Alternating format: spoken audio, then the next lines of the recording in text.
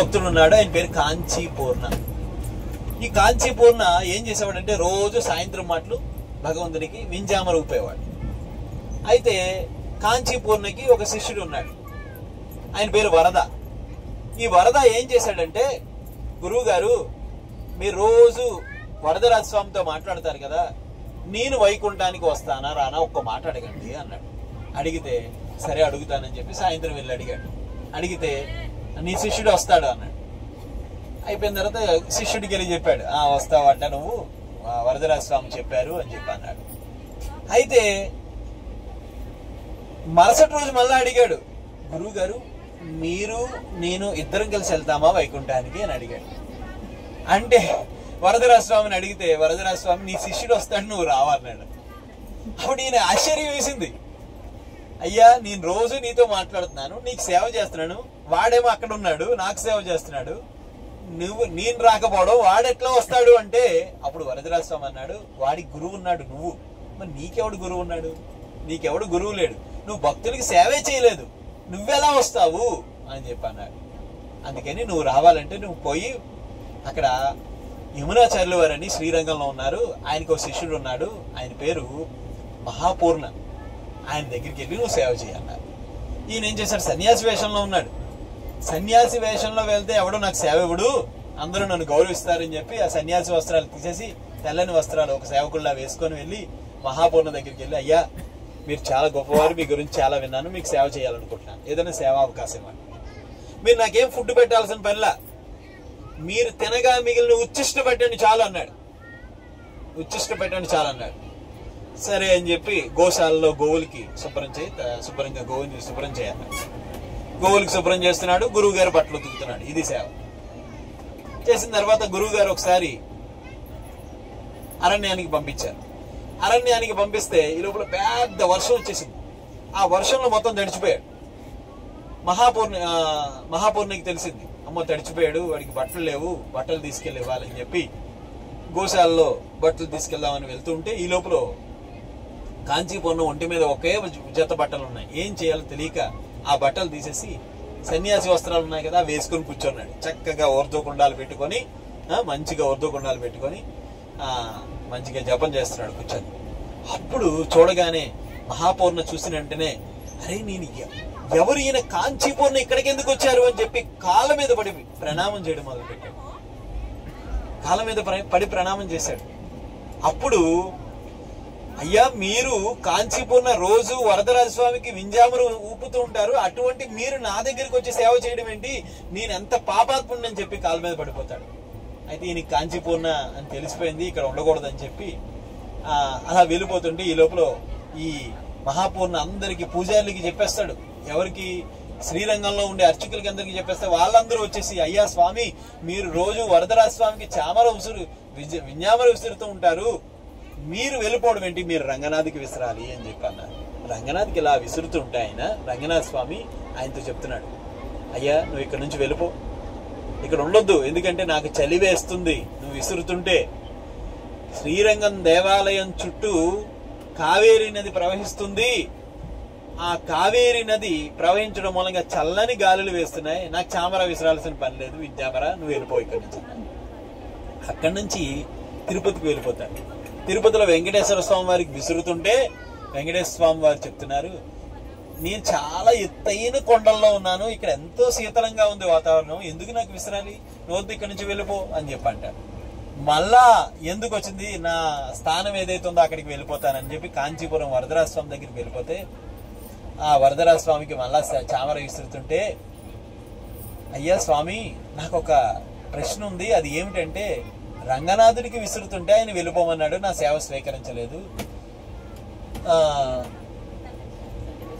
వెంకటేశ్వర స్వామి వారికి విసురుతుంటే ఆయన నా సేవ స్వీకరించలేదు, మరి ఇంతమంది స్వీకరించిన సేవ నువ్వెందుకు స్వీకరిస్తున్నావయ్యా అంటే, నువ్వు నా దగ్గర నుంచి వెళ్ళిపోయావు కదా, ఎందుకు వెళ్ళావు అంటే ఒక భక్తుడికి సేవ చెయ్యాలి అనేటువంటి అవకాశాన్ని నువ్వు పొందాలి, సేవ చేసే అవకాశాన్ని పొందితేనే భగవంతునికి సేవ చేసే అర్హత లభిస్తుంది, అందుకు నేను అక్కడ పంపించాను. అలాగే నీకు గురువు అంటూ ఉండాలి, కాబట్టి ఆ గురువు దగ్గర దీక్ష తీసుకొని సేవ చేసేటటువంటి అవకాశాన్ని నీకు కల్పించడం కోసం పంపించాను. ఇక్కడ ఇంత చూస్తే పంపిస్తే నేను నా భక్తుడిని నా దగ్గరికి పంపించండి అని చెప్పి ఒక లేఖ రాశాను రంగనాథుడికి. నా భక్తుడిని నా దగ్గరికి పంపించండి అని ఒక లేఖ రాశాను వెంకటేశ్వర స్వామికి. అందుకని వాళ్ళని దగ్గర నుంచి పంపించేశారు.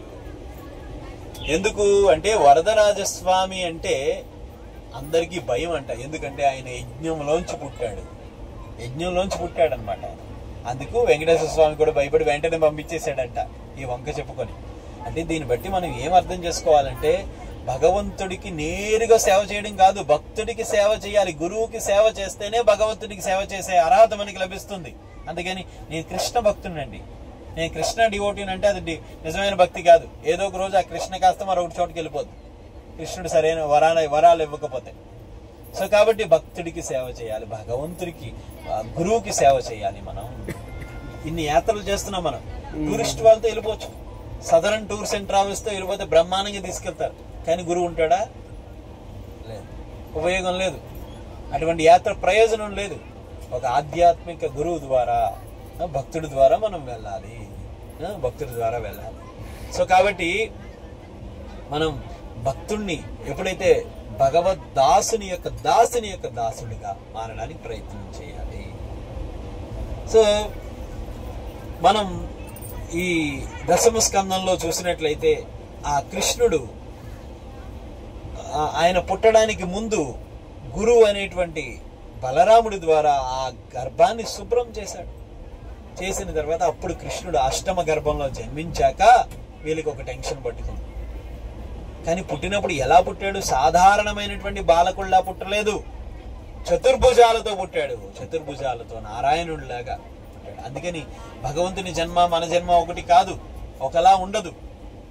జన్మ కర్మ చమే దివ్యమైనటువంటిది భగవంతుని యొక్క జన్మ. ఆయన పుట్టిన తర్వాత ఆవిడేమి 9 నెలలు మోయిలా కృష్ణుణ్ణి ఒక దివ్యమైనటువంటి సుదర్శన చక్రం ఆవిడ గర్భంలో ఉందంట. కృష్ణుడు ఏం లేడు అక్కడ. ఆ తర్వాత 9వ నెలలో జన్మ తీసుకునేటప్పుడు కృష్ణుడు ప్రత్యక్షమైన తర్వాత ఈవిడికి ఒకటే టెన్షన్, ఎక్కడ చంపేస్తాడు అని చెప్పి. కానీ కృష్ణుడు తన యొక్క యోగమాయ ప్రభావం చేత అందరినీ నిద్రపోయేలా చేసేసాడు. ఆఖరికి ఎవరిని? దేవకి మాత్రం కూడా యోగమాయ ప్రభావానికి గురి చేసేసి కేవలం వసుదేవుడు ఒక్కడే అక్కడ యశోదామాత దగ్గర ఒక ఆడపిల్ల పుట్టింది. ఆ ఆడపిల్ల దగ్గరికి నందుడు స్నేహితుడు, ఆ నందుడి దగ్గరికి వెళ్ళి ఈ బిడ్డని అక్కడ పెట్టి ఆ బిడ్డని ఇక్కడికి తీసుకొచ్చాడు. ఇంకా విచిత్రం ఏంటో తెలుసా? ఎవరికి తెలియని విషయం, పురాణాలలో కొన్ని ఆచార్యులు రాసినటువంటి దివ్యమైన గ్రంథాలలో రచించబడి ఉంది, యశోదామాతకు కూడా కృష్ణుడు పుట్టాడట.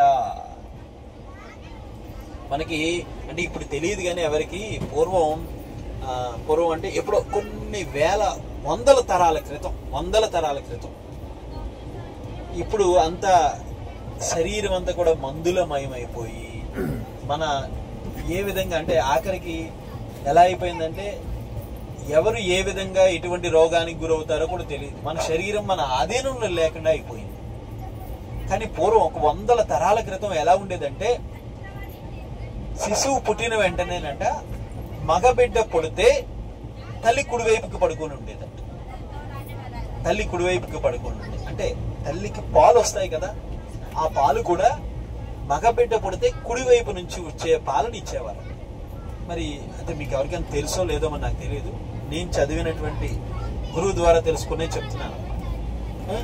ఆడబిడ్డ పుడితే ఎడమ వైపుకి తిరిగేవారంట, ఎడమ వైపు నుండి పాలు ఇచ్చేవారు.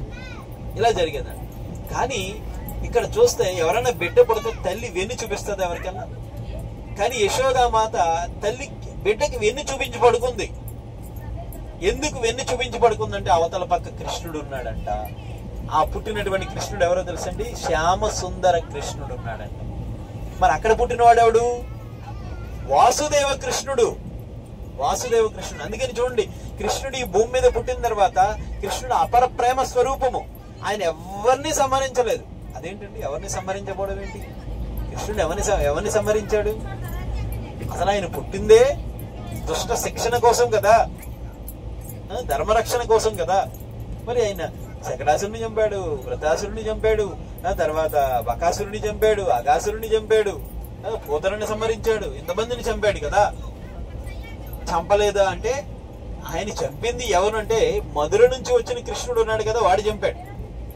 మరి ఈ గోపికలతో లీలలు చేసిన వాడు ఎవరండి? ఈ శ్యామసుందర కృష్ణుడు చేశాడు. ఎప్పుడైతే యశోదామాత దగ్గర ఈ వసుదేవుడు ఆ కృష్ణుని ఇక్కడ పెట్టి ఈ ఆడబిడ్డను తీసుకొని వెళ్ళిపోయాడో ఆ కృష్ణుడు ఈ కృష్ణుడు ఒకటైపోయారంట. అందుకని కృష్ణుడు ఏం లీలలు చేసినా తన స్నేహితులతో వాళ్ళతో లీలలు చేసినవన్నీ కూడా శ్యామసుందర కృష్ణుడు చేస్తున్నాడు. అందుకని బృందావనాన్ని కృష్ణుడు ఒక్క క్షణం కూడా వదిలిపెట్టలేదు. ద్వారకకి వెళ్ళిన వాడు ఎవరంటే వాసుదేవ కృష్ణుడు మాత్రమే వెళ్ళాడంట. వాసుదేవ కృష్ణుడు. అందుకని మీరు ద్వారకకి వెళ్ళండి, కృష్ణుడు చూస్తే ఒక రాజులే కనిపించాడు మనకి. కానీ బృందావనానికి వెళ్తే కృష్ణుడు ఎలా కనిపిస్తాడు?